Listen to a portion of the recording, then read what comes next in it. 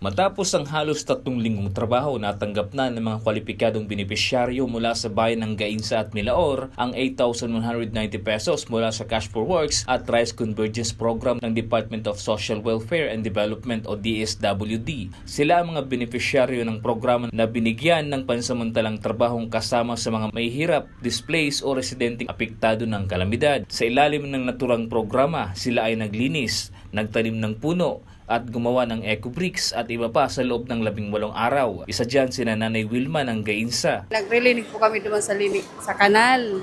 Inarali mo po si mga plastic, tigralain mo si plastic sa kasi mga nalalapa. Tiglain mo din, tiripon po sa taas. Sinalalapa po, pighakot po kang minro.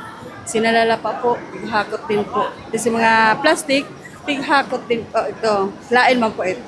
Piglinigan mo po sa kanal para madali pong mag-agi ang tubig. Para sa mga benepisyaryo, malaking tulong umano ang programang ito ng pamahalaan sa pagkikipagtulungan sa mga LGU, lalo't sunod-sunod ang naging epekto ng pagsirit ng presyo ng mga produktong petrolyo at mataas na inflation. Ipambibili umano nila ng mga pangunahing bilihin at ang iba naman ay itatabi para sa pag-aaral ng kanilang mga anak ang natanggap na ayuda mula sa pamahalaan.